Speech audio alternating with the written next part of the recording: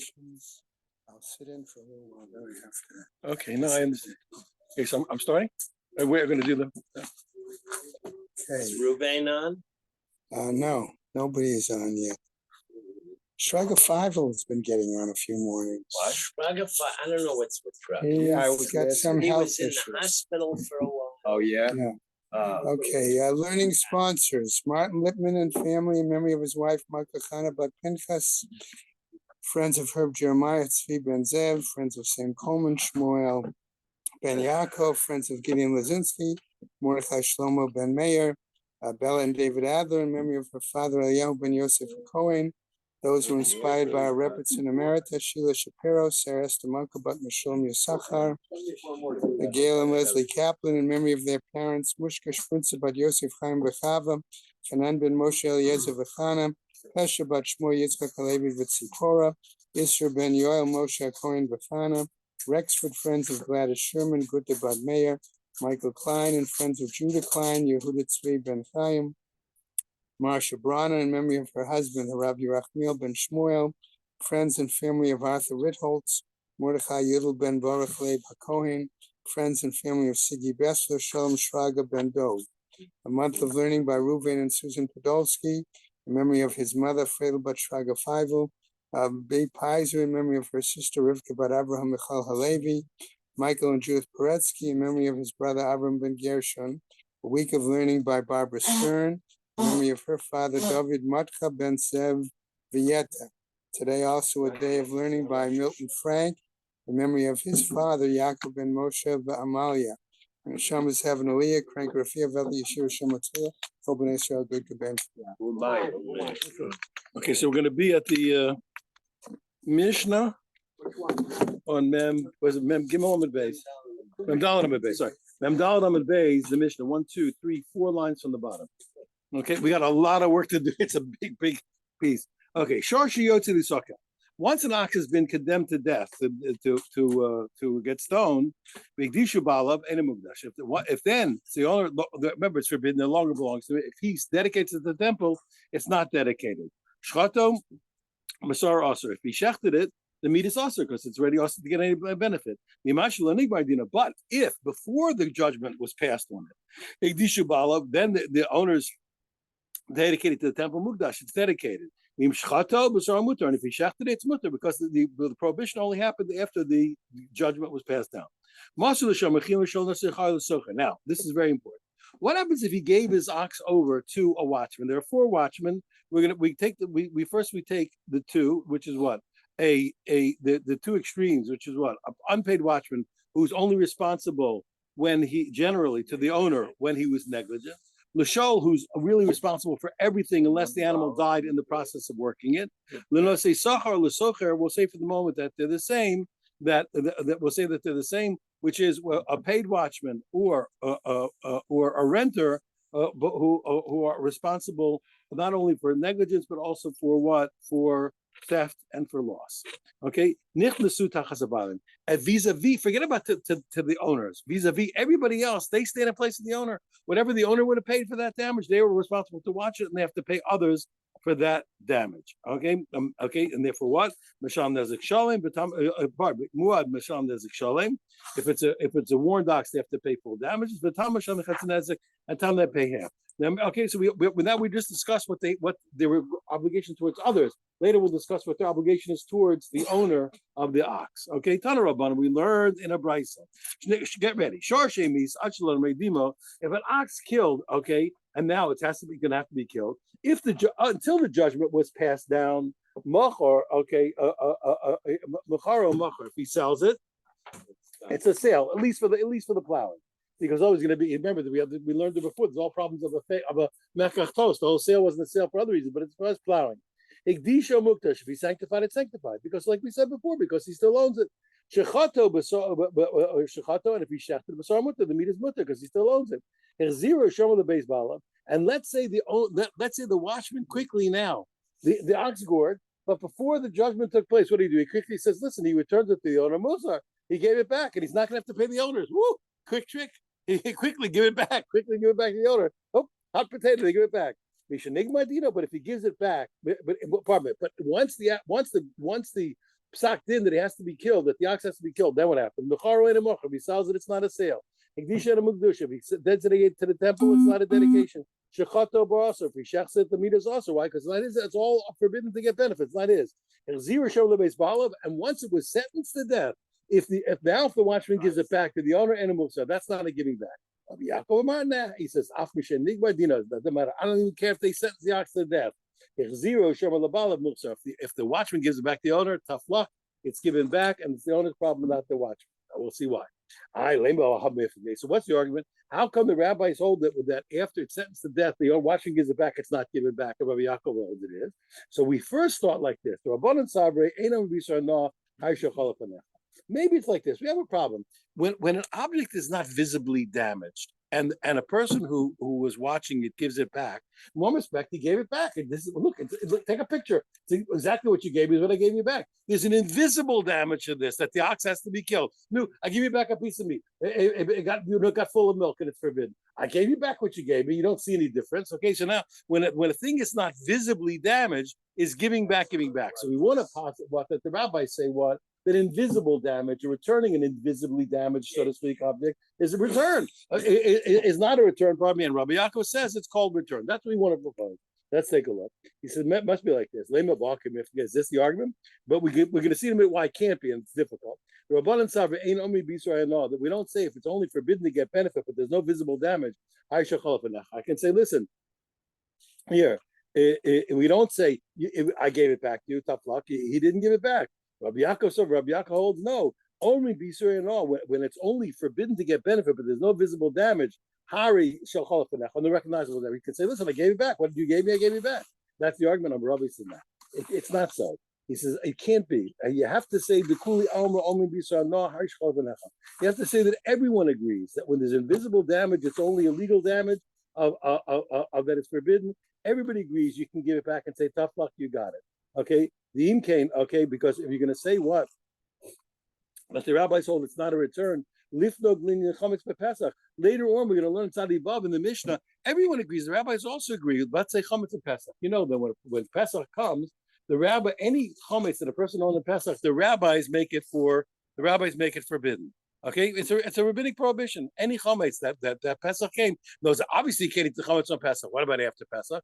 After Pesach, there's no prohibition of chametz. But any chametz that was owned by somebody on Pesach, the rabbis forbade it forever. And that's why you have to be careful about saying today. Bourbon is a problem after Pesach. Didn't used to be. Why? Jews are buying up all the bourbon companies. You familiar with this? They're not my buddies, but other Jews. Jews are buying up their bourbon companies. Actually sell. Yeah, I'm sure. But it used to be bourbon was all goyim. All of a sudden, the Jews are buying up all the bourbon companies there in Tennessee, and now you have to worry that they didn't sell the chametz of Pesach. It used to be bourbon was a problem. Now after Pesach, you have to check and see if you can get bourbon after Pesach. I don't know. I don't know by heart. You got to look up on the literature. Yeah, you guys got Scotch, right? You got Scotch. But anyway, okay. So what was it over there? Everyone agreed that what that a guy who stole chametz and Pesach passed, that he's allowed to give it back. So you see what even the rabbis agree that we don't say when something's forbidden for benefit. The thief stole it and it's Pesach. So I'm sorry, I gave you back your chametz. It's worthless. I gave you back what I stole. So you see, everyone agrees that we don't make a difference. So now what's the argument? How can the rabbis say it's not given back? And the Rabbi Yaakov says yes. This is the argument. We have to know whether what is the base that a lot of poskin that the ox has to die without the ox there. Does the ox have to face its accusers? Does the ox have to be there in court like a man? Right.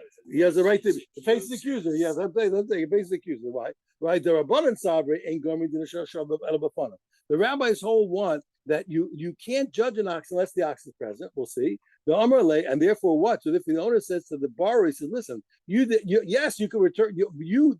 It's not that you didn't return it, but you're the one who damaged me. What? Had you given it back to me in time before having Rakle Agba? Now, it doesn't mean literally. It's not I would have chased it out to the swamp, but I would have allowed it to escape to the swamp. But now you put my ox in the hands of somebody that I can't do it. I have no recourse legally against them. You gave my ox to the basin. Now I'm finished. You would have left it with me. I would have been fine. I would have let it get out to the field. It would have been safe. It's not that you didn't return it, but you damaged me directly by giving it to the basin. Okay. Rabbi Yaakov says no. It doesn't. You don't need the ox to be in front of basin, and therefore the fact that the fact that the watchman gave it to the basin is meaningless. Because the watchman can say to him, so. What's the difference if I gave it to basin? They would have made the judgment anyway. They don't need the ox there. My time of abundant. Why is it the rabbis hold that what you do need the ox in the basin? Because it says Ashar Yisaka Bagam Balav Yumas. The ox is stoned, and also the owner has to die. It really means what? He dies b'dei shamayim, he pays, but immediately he's chayiv in the heavens to be killed. And we know when it comes to murder, kamisas abal and kamisas ashor. So the Torah equated the killing of the death of the owner's theoretical death and the death of the ox. And what mabal, just when it comes to any normal case of murder, bifneim, you can't judge a murderer if he's not standing in front of the court, because it says ad amdo lifnei edom mishpat, he has to stand in front of the congregation to be judged. Avshor b'fanav, also the ox has to be in front of the congregation, in front of the basin.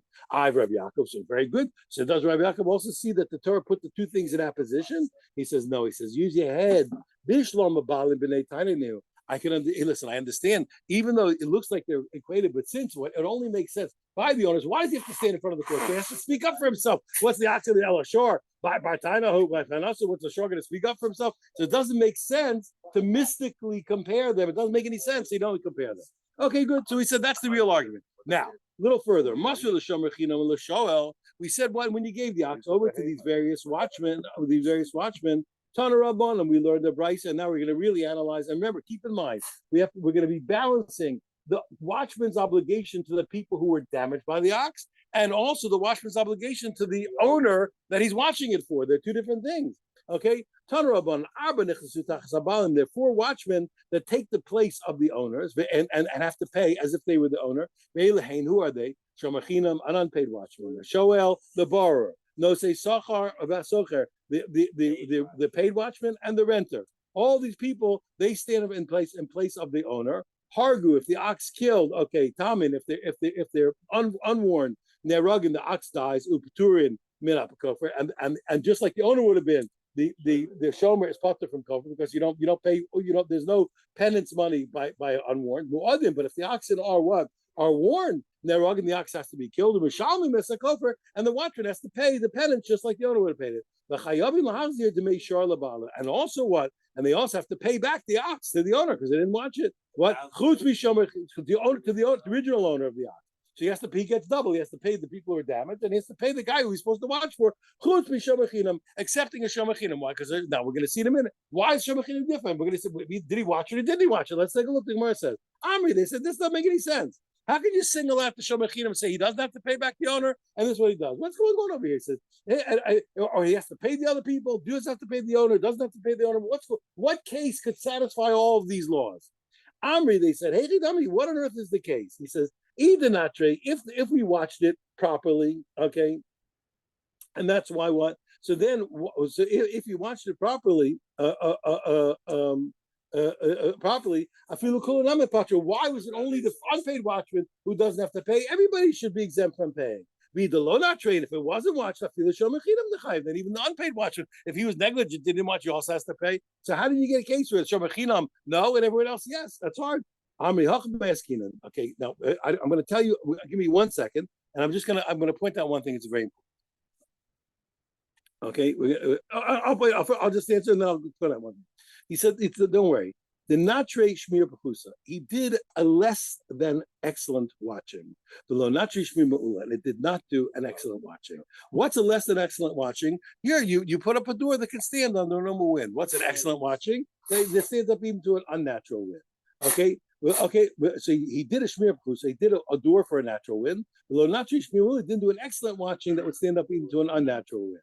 Shomer Chinam, so Shomer Chinam, his only obligation to the owner is what? His obligation to the owner is only to do a normal watching, less than excellent, a normal watching. Okay, so therefore what? Okay, He's already fulfilled his obligation. He's completed his obligation to watch to the owner. Hanach, but all the other ones who have to watch what? An excellent watching, they never fulfilled their obligation. Sounds fine. So at least as far as the law is what, it sounds good. As far as the law of the guy to the owner, he did good. The Shomachinam did a less than excellent, which is all he needed. He's exempt. And the other guys needed to do excellent, and they didn't. They did less than excellent, and they have to pay the owner. Amri, they said, 1 second now. I'm going to give a summary. We're going to have this afterwards. There are 3 opinions about the obligations of a watchman vis-a-vis the rest of the world. Rabbi Meir says whether it's an unwatched ox, whether it's a shor tam or a shor muad, okay, whether it's unwarned ox or warned ox, you always have to do an excellent watching. You have to do an excellent watching. Rabbi Yehuda holds, ironically, that an unwatched ox needs an excellent watching, and an unwarned ox needs an excellent an unwarned ox needs an excellent watching, and a warned ox needs what? A normal watching. It's a counterintuitive. We'll see in a second. And and Rabbi Eliezer holds, we're going to have the mission in a minute. Rabbi Eliezer holds what? That there's nothing you can do. He said ox, nothing you can do. Once an ox gores you, there's no way to watch. Once you got to watch, there's nothing you can do about it. No watching in the world will help you. Okay, we'll see. Now, Amri, come on. They said, listen. They said, who is this Mishnah like? If you're telling me what, and the reason why, because you explained to me the laws of who has to pay the owner. Here, since he did an unexcellent watching, less than excellent, for the unpaid watchman, he fulfilled his obligation to the owner. But the paid watchman, etc., all the other 3, they needed to do excellent, and they didn't, so they have to pay the owner. That's fine as the law of as regards the law of the watchman to the owner. I guess, but what's going on over here? Rabbi Meir, if you're holding it to Rabbi Meir, holds what? That whether it's an unwarned ox or a warned ox vis-a-vis the world, you have to do an excellent watching. Okay, I have a problem. I have a problem because vis-a-vis. You told me vis-a-vis the owner, you did fine. Okay, but he also holds what? So you hold what? You need to do an excellent watching vis-a-vis the world. So you told me what? Everybody you have to pay. So you have to pay the kofar that we understand, the kofar in the right time, etc. But he says what? But how is it that the unpaid watchman, okay, only the unpaid watchman doesn't have to pay the owner, since he holds shomer. He says what? He holds what? That a renter has the same rule as an unpaid watchman. He's not getting any benefit. He's not getting anything special. He's not getting any pay. Therefore, he has the leniency to watch just like an unpaid. He's paying. On the contrary, he's looks like an unpaid watchman. Whatever benefit he got, he paid for. You understand? Okay, he paid for. So therefore, what? So therefore, he's like an unpaid watchman. So therefore, according to Rabbi Meir, you can't tell me what, that only the unpaid watchman is exempt to the owner. It should be the unpaid watchman and the socher. Okay. Lisnei chutz mishomer chinam v'socher. She should tell me what. Who does it? Everybody pays the owner except for what? Except for the unpaid watchman and the renter. Okay. Now, Rabbi Yehuda. But if you tell me no, don't worry. If you tell me what, the Mishnah is really Rabbi Yehuda, who holds what that a warned ox only needs regular watching. Okay, socha kanose sochadame. Okay, who holds what? No, it makes sense. What? Because he holds that a renter is just like a paid watchman. So that's why the renter wasn't put with him. But I have a different problem. But how am I going to explain the law regards other people? He says nisli chutz mishomer chinam. He says bekulan. Everybody by the muad should be exempt. Why? Because if it was a less than excellent watching, according to Yehuda, for a warned ox, you need less than excellent. They should all be exempt. When you told Rabbi Meir vis-a-vis the other people, it made sense. You needed an excellent watching. Okay, but that's why they had to pay kofar. But over here, he holds what? If it's less than excellent watching, everybody's still exempt because a warned ox needs less than excellent watching. How are you going to explain it? Right? It only needs a shmir b'chusa. Okay. So what are you going to do? Rav Huna bar Chanina says, don't worry. It's neither of the two. It's the third most incredible position. Rav Huna bar Chanina, Hamani Rabbi Elazar. Our Mishnah like we see Rabbi Elazar. Our Mishnah is talking about what? The Rice was talking about what? It's talking about where it was less than excellent watching. But it was the opinion of Rabbi Elazar, the Amar who said, Ein lo shmira el asakin. He says, when it comes to a warned ox, the only way to watch a warned ox is to shecht it. Nothing you do in the world will ever exempt you with a warned ox. You can either kill it, or there's no good. Like they said, there's no good Indian except for a dead Indian. I'm not saying that, but that's what they used to say. There's no watched ox except for a dead ox. There's no way to watch it. And therefore, what? Therefore, even it was so over here, what happened? So he did a shmira pechusa. Okay, he did a shmira pechusa. So that's why he is not obligated to that's why the shomer chinam is not obligated to the owner, and that's why everybody has, and that's why you have to pay what? You have to pay kofir, okay, because there's no watching. And the only thing is, why wasn't the renter grouped with the shomer chinam, with the unpaid watchman? So law, Rabbi Yehuda, he holds like Rabbi Yehuda, because he holds that the renter has the same stringency as what? As a paid watchman. Right. That's right. Okay, exactly. As far as that law is concerned, Abai says no. I can answer simply. I don't have to say it's a Elazar. Lolam Rabbi Meir. I can really say it was Rabbi Meir, like we said originally. And the reason why, that the Shomer Chinam doesn't pay the owner because he fulfilled his obligation. 1 second. How come you didn't group the Shomer Sochar, the paid watchman, probably the renter? Why did you group the renter with the unpaid watchman? He says you have to say what? He says because we have a different tradition in the opinions of Rabbi Meir and Rabbi Huda. Up until now, we thought that Rabbi Meir held what? That he held that a renter was like an unpaid watchman. The answer is no. Socher, he said what? He said he reversed the opinions, and he taught Socher. Okay, we learned how does a renter pay? Okay, Rabbi Meir Rabbi Meir says what? That a renter is like a paid watchman. Rabbi Huda what? He's like an unpaid watchman. So therefore, now everything makes sense, even according to Rabbi Meir. Why he did a less than excellent watching. So only the shomer chinam is not obligated, and the shomer sochar has the same rule. The renter has the same rule as a paid watchman, and therefore he's still obligated to the owner.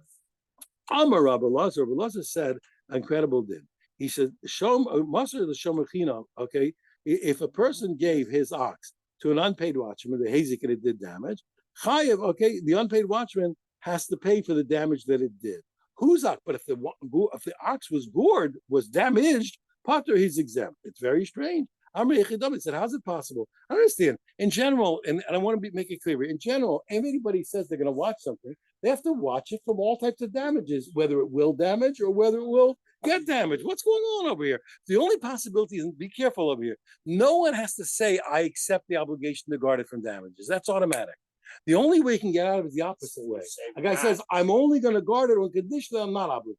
So let's take a look over here. He says, either Kabbalah lay Shirias the Zakov, if he accepted damages, in other words, he didn't exempt himself. He never said, I'm not going to do it. Then it makes no difference whether it did damage or it was damage. He's obligated. And what if he explicitly said, I'm not going to be Shmiras Nezakah. He said, I'm not responsible for damages. Then he's not obligated whether it does damage. So what is it? Amar Rabba says, he says, no. The guy never exempted himself, okay? And he really should be obligated on both. But it was a special case. He knows that it has it gored. It doesn't have to be muad, but it gored. He knows that it gored. Now, anybody who knows that it gored, we have a right to say that even though he didn't make an explicit exemption for himself, he had a right to claim that there was a normal assumption. What is that? Ustama de Milsa, the norm is what? Anybody who knows this ox is an ornery ox, it gores other oxen, okay? So he accepted this ox gores oxen. Obviously, he's accepting to protect the owner that this ox is not going to gore anybody. He has to be responsible. But he figures this ox is a tough ox. He's not worried that he doesn't think any ox is going to start up with him. So he thinks, I never accepted it. So the assumption is that the assumption is that he never accepted the responsibility to protect it. Good. Now, new Mishnah. Now we're going to learn the three opinions that we mentioned. If the owner tied it up with its reins, a less than excellent watching, normal watching, the null before the and he properly locked the door, a door that would stand in front of a regular wind. He came out and did damage. It doesn't make a difference whether it's a tam or whether it's an unwarned ox or a warned ox. You're obligated. Divrei Meir's, we're going to see in a minute, because you hold what? You always need an excellent watching for all oxen. Rabbi Yehuda Omar, Tam Chayiv. Rabbi Yehuda says, no, it depends. Tam Chayiv. If it's an unwarned ox, he's obligated. Why? Because he did a normal watching, he did excellent watching. Umuad Pater. But a warned ox is exempt. Shenemar, as it says, okay. It says what? When is the warned ox have to pay? When he doesn't watch it, when he doesn't guard it. For Shamur is that this guy guarded it. What he was left? He put a door in front of it. He tied it up. Rabbi Lezer Omer, he says that. He says Ein lo shmira. He says a gored ox. He says I don't care what you do, but not regular and not excellent. There's no guarding it. The only way to guard this ox is to kill it. If it does damage, you're responsible. The only way you can exempt if it never did damage, either kill it or you got to pay. Now let's see. Says the Gemara, my time of Rabbi Meir. Where's the source? How does Rabbi Meir? What's the proof that for Rabbi Meir that all oxen have to have, whether warned or unwarned, have to have an excellent watching? That these words mean different, and this is very important than we used to. Before we meant something different when we said these words. We talked about the natural state of oxen. This is talking about the normal behavior of owners. Okay? He holds normally. He says people don't have to worry about the oxen. They don't even bother guarding them. They figure they're not going to do damage. They let them go out. Then the Torah first came. So the normal state of human affairs is what still need to put the fence around the corral. Wait. Hold on. The normal state of human affairs, people don't worry about the oxen. Comes along the Torah and says what? Okay, Tam Nechai. We said what? Even though it was unwarned and there was no history of goring, you're gonna have to pay. So now the Torah came to Mechadesh to us that even though your oxen never did anything, you have to at least do a normal watching. Then that was, but where was that? That was by an unwarned ox. Then the Torah came along and added to it when it came to a warned ox. And said, and if you don't watch it, you have to pay. Legabe muad. When it came to a warned ox, then then you had to have even another level of watching, excellent watching. So now what? So at this stage, for the unwarned ox, you need a regular watching. For the warned ox, you need excellent watching. And then v'yolef negicha latam negicha muad. Since the word goring appears in both to make a word bridge, shava, and same thing for an unwarned, there's a warned, and therefore every ox in the world needs what? Shmir ma'ula, excellent watching. For Rabbi Yehuda Savars, what has Rabbi Yehuda learned? How did he get this incredible hybrid that the unwarned ox needs normal watch, needs excellent watching, and a warned ox needs normal watching? How does it come? Because before the Torah came along, the normal behavior of human beings is what? Every human being knows he has to guard his ox. At least to some extent, a normal watching. Put up a door that it shouldn't go out, the wind should knock it down, tie it up. And then after everybody was already watching normally, the Torah came along and said, you have to what? You have to pay for your unwarned ox, which means what? Even though you guarded it normally, you still have to pay. So therefore, the only way you're not going to pay is what if you did an excellent watching. Then the Torah came along and added another step by a warned ox, by a warned ox, it said, and he doesn't watch it. To add another stage, that you have to do what? You have to do also an excellent watching. 1 second, but that's not, you didn't add. You already told me by the unwarned ox you had to do excellent watching. Then you told me what? By a muad, you have to do an excellent watching. Have a riboy, an amplification after amplification. What's our rule? The Hermeneutics, it's a limitation. Riboy elamai, an amplification after or an addition or after addition is only coming to lessen, and therefore what? Miyadakasa the shmir marula. So the Torah came to knock it down a peg. And even though the Torah by Tom asked for what? For excellent watching, by a muad it knocked it down and it said what? Only a regular watching. Yeah, 1 second, but so what? So then 1 second, then let me do a trick. Let's do the same trick we did before. So then let Rabbi Yehuda learn the Gezerah Shama. Just like a muad needs what? A normal watching, less than excellent. Also, the Tom should get away with less than excellent. Okay, he says, the Torah stopped me from making the Gezerah Shava. It limited me. Why? Because it said, and if he won't watch it, this lazeh, if he doesn't watch this one, a normal watching. Only by a muad, it's a normal watching, and you don't need an excellent watching. The other one, the other kind of ox, the unwarned ox, doesn't get away with the regular watching, needs excellent. 1 second, 1 second. How can you use the word and he didn't guard it as limiting the word bridge? He needs it for itself. He needs it to teach me the law. It had to say something. It had to tell you didn't guard the ox. How can you learn an extra thing? How can you learn an extra rule? You had to tell me what? You had to tell me that you taught me, you had to teach me the rule what? That you only did the regular watching. Then how can you say it limits the regular watching to the muad? It already did its job. And Kenny says, no, if it was only teaching one thing, the Torah would have written Velo Yishmor. He won't guard it. My Velo Yishmor, no. What do you mean what? He won't watch it? Okay. The Zeplo, I can learn two things at once. Velo Yishmor, I can learn what? That he only needed what? A normal watching, and two, the normal watching was limited to him and not to a Tom. So okay, that's opinion two. Tanya, we learned where we learn. Okay, now we learn. Now this is incredible. Having explained two opinions, we come to an incredible law. Rabbi Lezer said, Ben Yaakov says, whether it's a tam or whether it's a muad, if the owners guarded a normal, non-excellent watching, pater, they're exempt. My timer. How could he say such a thing? Where did you get either one, the normal watching? Okay, a summer law. Okay, we must hold like this. Look, according to a mayor, everyone needs excellent watching. According to Yehuda, Tom needs excellent, and Muad needs normal. So then, what is it? Okay, he says, how do you get a hybrid? How do you get a common? How do you get the normal watching good for everybody? How can it be? So summer law, Rabbi Yehuda, he really he holds the learning of Rabbi Yehuda what? Who saw that the amplification after the amplification taught me what? That by a muad, a normal watching, a non-excellent watching is okay. But then he went ahead and learned the word bridge that we didn't do before. He made the word bridge and transferred the leniency of a muad to a tam. Okay? Now, Amar Rabba Adar Ava, Lo Pater Rabbi Yehuda, Elatzada Adar Shabbat. Rabbi Adar says an incredible chiddush. That even when Rabbi Yehuda said that a warned ox only needs a normal watching, so you'd only have to what? So if he did a normal watching, he should be exempt. He didn't exempt them from the whole payment. He only exempted from half. Why is that? Okay, yeah, okay, yeah, okay. Okay. Pardon me, I didn't read the words. He only exempted with a normal watching the warned half of the ox. But what? But the unwarned, one second, the unwarned half remains. Now I'll tell you what's special. Give me 1 second to explain. What? Not exactly, not necessarily. I'll tell you, not necessarily. Not necessarily. Why? Because here he's saying it's a svara. And why is it? It's a svara. Why is it? It's a svara. Why? Because it doesn't make sense here. What happened though? We have a strange thing. An unwarned ox needs excellent watching, and a warned ox only needs less than excellent. How? What did it disappear? Did it disappear? Disappear? It makes sense that what? It makes sense that half remains. Is then you can't that half remains only on the.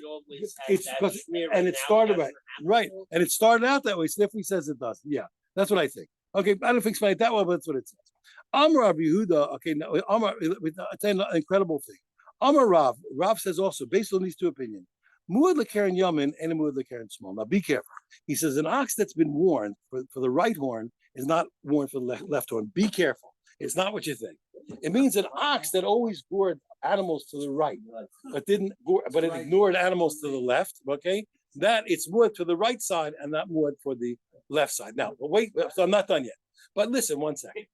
Nobody in the world would even have to tell me that. Why? What's the rule? If a thing is warned for humans, is it warned for animals? No. Why? Because it's harder. We said it's harder to kill humans than to kill animals. In all creatures of the world, the norm is that the right hand is stronger than the left hand. Nobody has to tell me that an ox that's muad for its right side, which is the normally strong half, is not muad for the left. It's obvious. Yeah, it's obvious. So you don't have to. He can't be trying to tell me that it's not warm for the left side. Everybody knows it's not warm for the left side. He must be trying to tell me what the level of watching is for the left side. That even though you have to watch the right side like a warned ox, you don't have to watch the left side like a warned ox. Now the Gemara says 1 second. I'll leave it in mind. Okay, who is he saying this according to? He wants to differentiate the level of watching. What I did was very important. Otherwise, it makes no sense to go on. So how can he differentiate the level of watching? I have 3 opinions about the levels of watching. Opinion 1, they're both the same. You need excellent. Opinion 2, Tom needs excellent and Muad needs not excellent. Number 3, goodbye, Charlie. Nothing you do for Muad is good. Nothing is good enough. Okay, now. Why do you watch one side and not the other? No, it's like no. You have to. You have to. You're right. You have to keep your eye on the ox. If there are oxen to the right, you have to wear oxen to the left. You don't. If you said that oxen to the left. Yeah. But I'm just saying simply. Literally, Yeah. the corn, it's got the blood on it. Right. I took the other one. No, I took the easy way out. You know, Rabosai, there's a famous saying. You know the expression. They say discretion is the better part of valor. Have you ever heard the expression? Right. So another guy said, listen, since discretion is the better part of valor, and the better part of discretion is cowardice, I'm running away. So I always take the easy way out. I take the simplest way out. Then later we'll get more complicated. Okay. Now he says, which opinion were you able to divide up the levels of watching on one side and the other side? Eli with the Rebbe Meir. If according to Rebbe Meir, who said what you always need an excellent watching. I don't care which side it is, you always need an excellent. Really with Rabbi Yehuda, it's Rabbi Yehuda who says what you're right. There's a difference. Tom needs excellent, and Muad needs less than excellent. My ear, Karen Small. Why? In order to teach that law. Why, in order to teach that law, he's explaining Rabbi Yehuda, why do you have to go to right and left sides? He says, Afila b'yomin nami beitzat tamas. So he said, Manuas. He says, what are you talking about? Even the right side is split up between that the second half needs non-excellent and non-excellent, and the first half needs excellent. So you didn't have to go to right, left to teach the law. Amalei said, don't worry. The Olam Rabbi Yehuda. No, Rav was speaking according to Rabbi Yehuda, but I said, then why didn't he teach the law with on one side? The answer is Los Fiele do Abba Ba'aba. Okay, but even though he's my normal muad, he could have said it. It's always there. He doesn't hold the din of Abba. He doesn't hold what that the innocent side remains. Okay, this is what he's saying. Only in my case, in this case, and only in this case, will I have this anomaly of part of the ox being muad, okay, needing what? Needing excellent watching, and part of it needing normal watching, and part of it needing what? Normal watching. One part needing excellent, the right side, and one part needing what? Needing normal, the left side. In my case, but in your case of mine. But in your case, what of a normally muad ox, of a muad legami, a truly muad ox, there's no such thing. There's no such case. Why Thomas Paul? Because I don't hold the opinion of what that the innocent side remains. Let's finish up. But he holds what? For a muad ox, there's no watching at all, no watching in the world. Opposite. I'm a rabbi. My time to Rabbi Elazar. What's the reasoning, Rabbi Elazar? Where do you get the idea that you can't possibly watch a warned ox? Now, because the pasuk says, "Below Yishmerenu," he will not watch it. Now, instead of reading, and he does not watch it, it means he cannot. Yeah, he will not watch this thing. There is no watching for this thing. Okay, there's no watching this thing. Now, one second. If you want to read verses that way, you're going to end up in trouble. Why? He says, Amalei Abai says, Elamiata, the way you're reading the sieve, it says, by a pit, it says, if a guy opens a bore or digs a bore, and he will not cover it, Nami, then instead of reading, if he doesn't cover it, he has to pay, you're going to read, Shuva and the Kisel is there. There's no way to cover it. It's impossible. You want to say it's true? It's not true. It can't be true. Well, tonight, it's a explicit Mishnah. Kiso Kuroi. We learned, if you cover it properly, the novel and an ox or a donkey falls in it and dies, Potter is exempt. You see that you can. So you can't say that you always read it, that he cannot. You can't be that. Now, Lamar says you're right. I only read cannot in this case, and I'll tell you why. He says, Hainu Tami because I learned this, because Tanya, like we learned in a Baisa. Where's the source? A person cannot raise a malicious dog in his house, and you can't leave a faulty ladder in your house. Because it says in addition to even something you're not allowed to place blood in your house. Okay, it means what? And the same thing, what? You can't have anything that's going to damage people in your house. Therefore, you also can't. Once the ox is warned, you're not allowed to keep it around. And therefore, I should learn Yoshmenu. In this case specifically, according to Rashi, I'll read what? That he will not watch it, that you can't possibly watch it. Okay? Why? Because the other drush I read here this way. But normally I don't say he will not cover it, means he can't cover it. There it can, but here I'm going to read it stringently. And we'll say Hadron Allah. Okay, this is a big page. I had to rush. Basically, you Yeah. can fix Yeah. the ladder, but you can't tame the dog. So why can you own a bull? Should be like a dog. That's a lot. No, once he said once a bull is a goring bull, you can't. That's what he's saying. No, I mean, Chef, now you it's should get rid of it. really You should, that's what he dangerous says. You thing. should get rid of it. That's what he's saying. You're not allowed to keep it. So now, Alright. That's what he's saying. taking this piece of the mud. Yeah. What happens with the bullfighting, trained bull? Yeah. According to him, there's no way to protect it. Yeah. I Unless, mean, that's an yeah. anomaly. Yeah. Have to And think that's of, why think of it. doesn't the Gemara challenge him with that? And yeah, that's an interesting point. Everybody says that bull is putter. So it can only be a case where somehow. And that's got it's a out good after question. I'm the not sure. We got to think about it. Sierra. Yeah. And I didn't see, I couldn't find anybody. Lena, else I'll look at with that. I don't know. I'm going to look into it. Good question. Good point. I have to look at that. I didn't think of it. I'll talk about it. When do we equate potential damage with actual? Why do you buy life? Why do you buy insurance on your house? You equate potential damage. Potential damage has a finite, a reasonable occurrence, and that's what an actuary determines. But it's amazing, but as one is there, our breed of cattle, I watched this at the amazing Dr. Paul. He's on cable, but he's a doctor, a veterinarian up in Michigan someplace.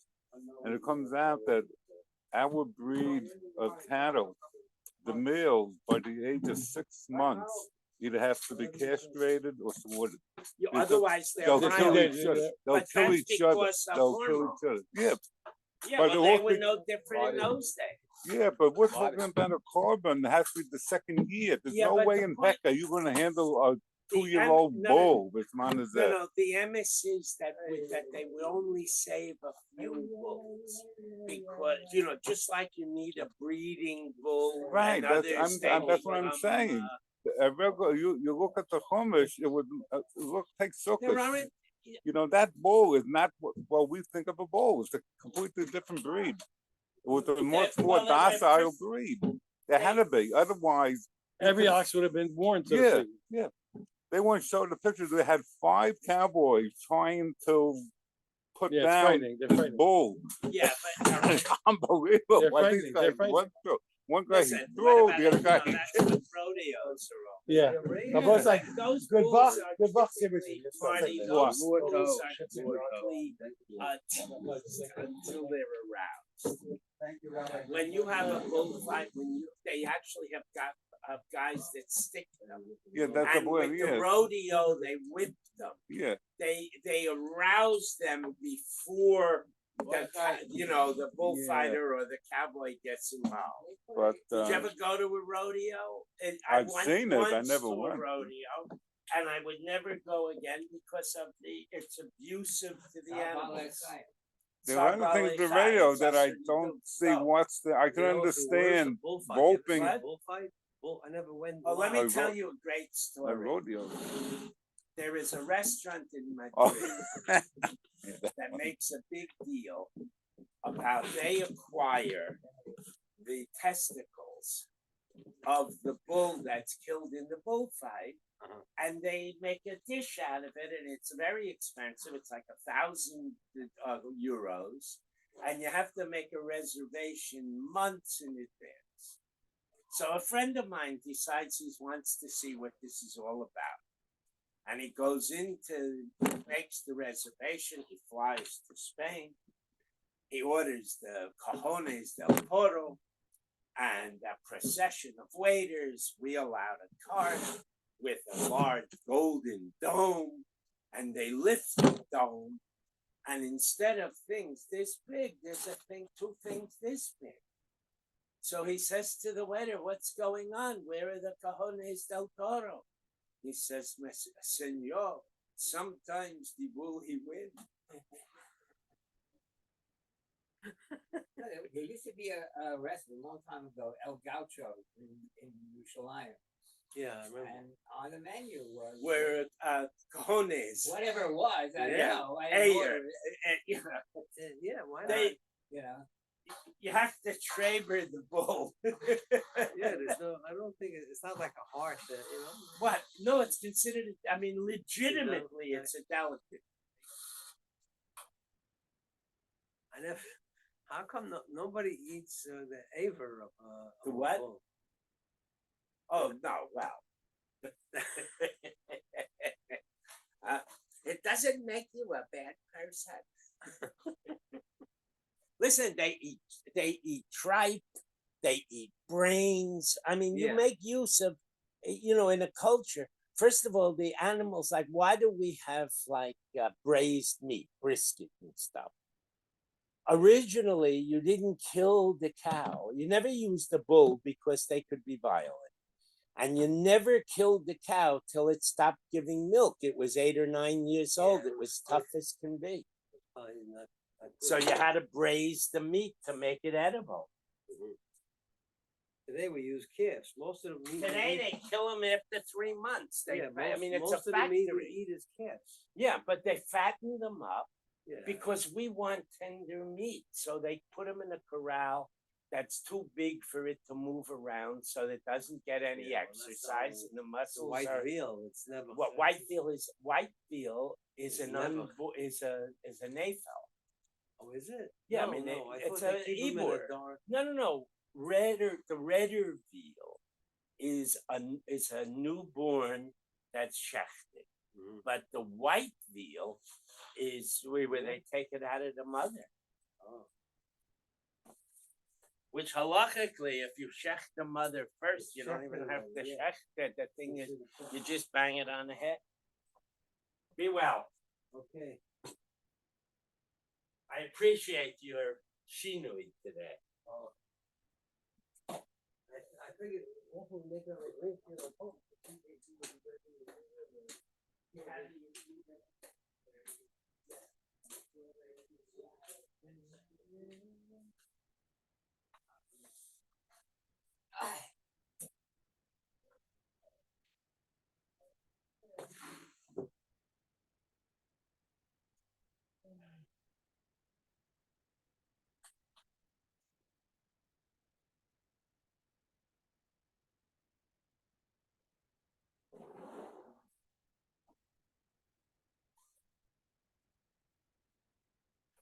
Have a good day.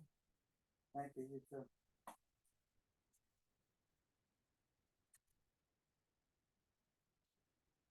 Alright. How's everyone doing in Yom All right, I think I got a call. We tried to call Israel last week and couldn't get through.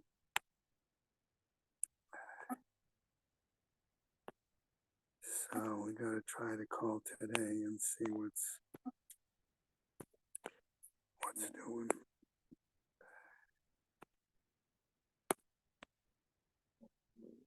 Well, Yeah. So I was telling Karen about our